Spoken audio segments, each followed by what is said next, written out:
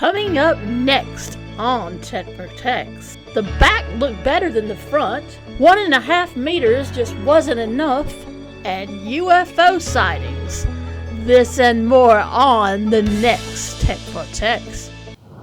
Hi everyone, I'm Phil from Tech for Techs. Today we're going to be looking at this G-Master Red Eagle monitor by iiyama.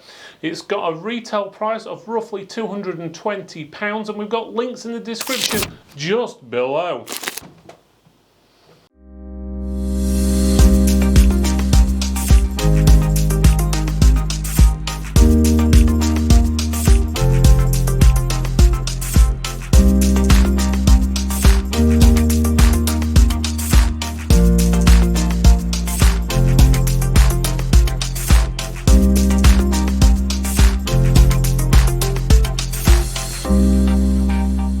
Before we go on to the main video, if you would do us a favour, click that like button, subscribe, click the bell as well. That way you'll get notifications of new videos and live streams we do. Again, doing all these things helps support the channel, and helping to support the channel allows us to release more videos, better quality videos, and more content exclusively just for you. Okay, as you can see, we've got the iiyama G-Master GB2570HSU. It says it's 165Hz, which means it's a really fast refresh rate on there, and it's got a fast IPS. This is the front of the box. Doesn't really give you that much information, to be honest with you. I actually prefer the back of the box, and if I had it in a retail store, I would be having it that way around because you can see what the monitor looked like. It's still got that artwork on there. Still tells you about the 165Hz, the fast IPS. You've also got information on here as well, obviously about the Red Eagle and so forth. It says it's got adaptive sync, 165Hz refresh rate, 0.5 millisecond MPRT, which is very fast, full HD, so that's 1920 by 1080, panel technologies IPS. It also tells you the measurements, which is 24.5 inches, which if you're in centimeters is 62.2. It comes with HDMI and DisplayPort. It's got USB hub in there, supports headphones, it's got speakers, and it is rotatable as well. So obviously you've got all that information on that side. That's the back of the box. To be honest, that looks a hell of a lot better as the front of the box. Some of the other information as well. It does say it's HDR ready. It doesn't mention that on the box, but it does on the website. I would have stuck that on there as well, to be honest, because especially with Windows 11 coming out, which is going to have auto HDR. If you've got a graphics card what supports HDR, and then you've got a monitor which does as well, you're all singing and dancing, which is pretty good. Obviously you've got a menu on there which you can adjust all your settings. It's multilingual. The speakers are 2x2 watts, so they're probably not going to be the best in the world, but they're probably more than adequate. I would suggest if you're obviously gaming, use a headset or use proper speakers. The panel is a fast IPS panel. It is a matte finish, as we said, 0.5 millisecond on there. The static contrast is 1000 to 1, panel brightness is 400, so that's pretty good. Viewing zone is 178 degrees, so pretty much every angle. Colour support is 16.7, pretty standard stuff in all honesty. The signal input does have a HDMI. It's got one HDMI connection, but it is a version 2.0, which will support up to that 165Hz, and it also comes with DisplayPort 1.4, which also again supports up to that 165Hz, obviously both running at full HD, and it's got 2 USB ports on there as well, and it's HDCP, and as we said, it's got a headphone connector. Okay, so this is what's in the box. I have taken the wrapping off. You'll see that in the picture which is about to flash up on the screen right now, but there was a lot of packaging for it. Keeps it nice and clean, but again, was it all necessary? Lots of bits of plastic, especially around the cables and stuff. Think of the environment and everything, guys. Next up is the paperwork. There's quite a bit of it, to be honest. Is it all really needed? Okay, yes, I understand the energy saving stickers, and I think you have to put those in. But the manuals, you've got a quick start guide. This thing's huge, and I'm only slightly unwrapping it here. Absolutely huge. You've got a safety guide, and on top of that you've got a notice for the LCD display. Is anyone going to read all that? Really? Again, I'd prefer to see a QR code, a simple QR code on the box or a little card inside. People can scan it, go straight to the website, get the specifications, get everything they need up, the manual, and if there is software with it, software and so forth as well. So saves paper, saves money, saves the environment, and potentially could make the product a little bit cheaper with all the paper you're not having to stick in there with the extra weight. Right, cables next. You've got a standard power cable. You have got a USB cable for the USB hub, what's built in there, so you connect that to the PC monitor. Gives you 2 more USB ports on the actual monitor, which is good. That is 1.5 meters long, and you also get a HDMI cable as well, which is 1.5 meters long. There is no DisplayPort cable. I wish monitors, if they had connections on them, you'd get a cable for each of the connections, because there's nothing worse when you go out and buy a monitor and it doesn't come with a connection you need, and then you have to go back to the store and get the right one, even if it's only a 1.5 meter cable. Personally, I prefer 2 meter cables or larger, because 1.5 just always seems to be a little bit too short. But otherwise, we've got the base there, so obviously that's a bit what goes on the table. The monitor arm fits in there, and then we've got the monitor, which we're going to have a closer look at now. Okay, this is the ports on the bottom. Let's start at this side. So you've got 2 standard USB-free sockets there. That's if you use this connection and connect it up to your PC. It basically works as a USB hub, giving you 2 USB ports. So you can charge something along the lines of a mobile phone, or plug in an external device like a memory stick, hard drive, and so forth. You've got a DisplayPort version 1.4 there, and HDMI 2.0 there. Moving along, you've got an audio jack there as well, and also on top of that you've also got your power socket there as well. On the bottom you have got your buttons, 6 in total. Those buttons are used for power, menu, select, volume, up and down, eco mode, exit, and input select.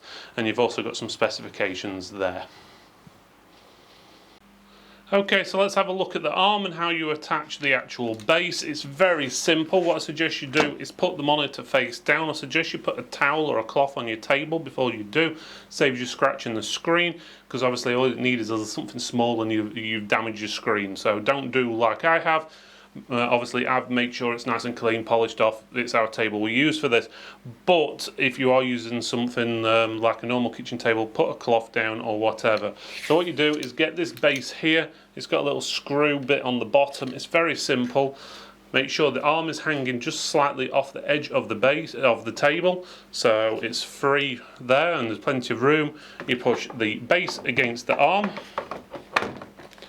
and once you've got it flat against it, then you just turn the screw. It's basically a thumb screw is the best way of doing it, because it's got a little lever you can pull up, so you can just twist it. You don't need a screwdriver, but obviously you can use a flat-headed screwdriver if you wanted. I think it will actually allow you to use a Phillips as well if you really want to. But once that's on, that's it. Also on the arm or the stand, there is also a cable tidy, so you can put your cables in there to keep it nice and tidy. The arm does rotate round.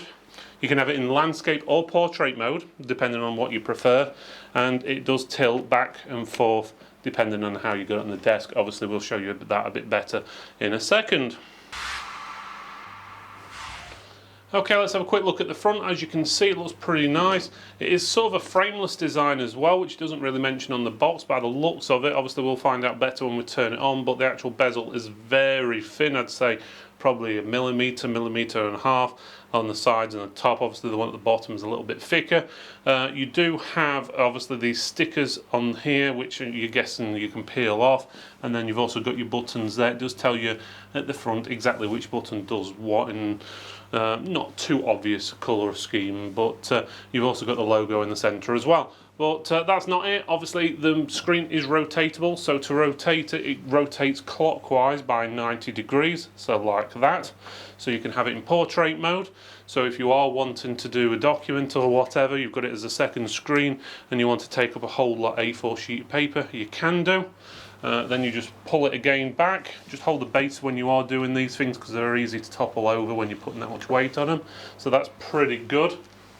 Also, it is height adjustable, so you just put your weight on it and press down, and you can adjust it to the height you want. So depending on how tall you are or how you sit at your desk, you can have it higher or lower, which is pretty good. Doesn't give you any options on there for swiveling, but you do have tilt. Again, you can go backwards and forwards depending on the tilt position you want it in.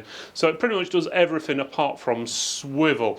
Again, without having a complete different base, that's probably not going to be possible anyway. But yeah, it's pretty nice, to be honest with you. Must admit the construction's pretty good. The base is metal.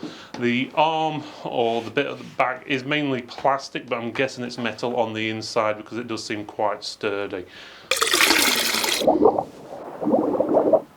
Okay, so what I'm going to show you to do now is how to change the refresh rate, how to turn HDR on, as well as show you what the sound sounds like, as well as showing you the difference between what hertz or frames per second actually does when you're actually using a machine.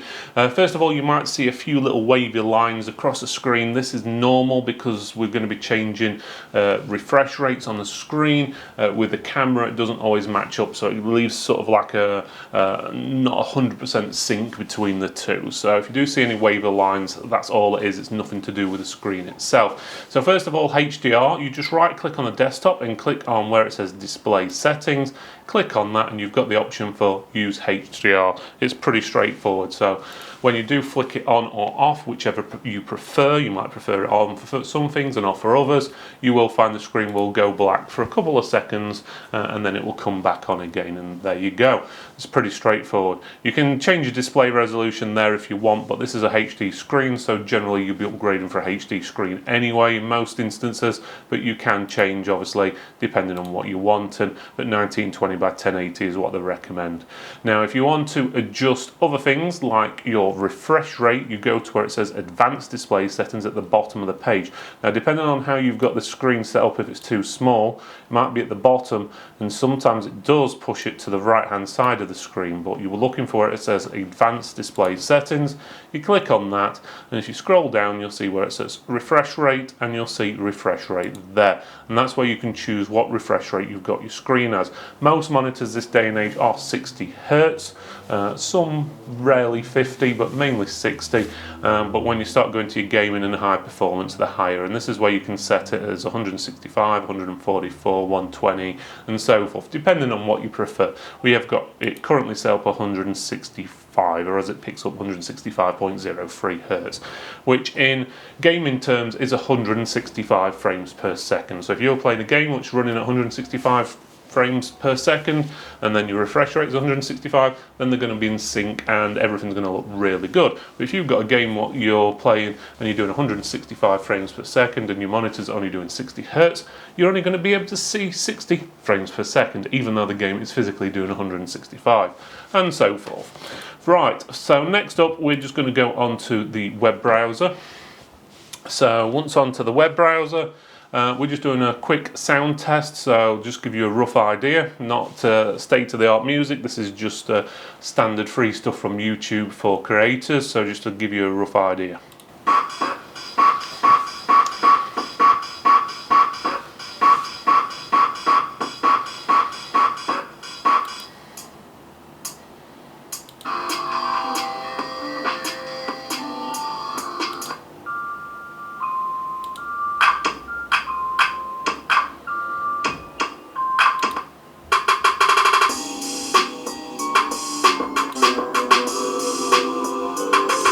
Okay, so not the best quality music in the world, but then again some of you might like that, but it gives you a rough idea. As you can tell, the sound is quite clear. It's loud for 2-watt speakers what are built into a screen, but again they're only 2-watt speakers, so which means they're generally quite tinny. So if you wanted loads of bass, well, this ain't the place. So you really need a decent headset or speakers to get that bass, but for general work, viewing videos, it should be more than adequate. So it gives you a rough idea. So what we're going to do now is a UFO test. Which you're probably thinking, why do we need to see UFOs? This is basically showing you the difference between frames per second, and as I said, frames per second is basically the same as hertz. It's just monitor manufacturers call it hertz, and screens and TVs, where when you're playing games, where it's generally frames per second. But this is showing you the difference between the different frames per second you would get when you're playing. So if you were playing a game which was only running at 5.2 frames a second, you'd see it be very jerky, jumpy, and so forth. It gets to 10, it gets a little bit better, and so forth. You can see it's a bit distorted at 21, but when you get to about 41, it's a lot clearer, a lot smoother, but the actual image itself is a little bit blurred and goes on further up. So once you get to 83, that's very clear, but once you get to that 165, you can see every single bit of detail in there with no problem. Again, you're watching this probably on a 60 Hz screen, so it's not going to give you the best example, but it gives you a rough idea. Basically, the lower your frames per second, the more juddery it is, the smoother it is at 165, or if you can get a screen higher than that, then it'll be even smoother, but will your eyes actually see the difference is another thing. How can that help you? One, smoother means games are going to be smoother, a lot more playable, you're going to be able to aim better between it jerking and juddering, but again, you need a decent graphics card which can get your games up to that 165 frames per second. If your graphics card can only do 30 frames per second, it doesn't matter how fast your monitor is, it's still only going to display at 30 frames per second, or equivalent to 30 Hz, while the screen will be going faster, the game isn't, so it's still running slow. But that gives you a rough idea. You've got a very good monitor, very sturdy, well built, lots of options, HDR, high frame rates, fast response time. You've got FreeSync, it's rotatable, well, rotatable as in you can basically do this. You've also got height adjustable as well on there, so you've got lots of different options. So I do highly recommend this product. Thank you for watching this video, everyone. It's really appreciated you made it all the way to the end. Please make sure you subscribe, like, comment, and even click that bell so you get notifications of new videos and live streams. It does help support the channel, and supporting the channel basically means that we can release more content for you, and also better quality content going forward. Thanks again for watching, and I'll see you next time.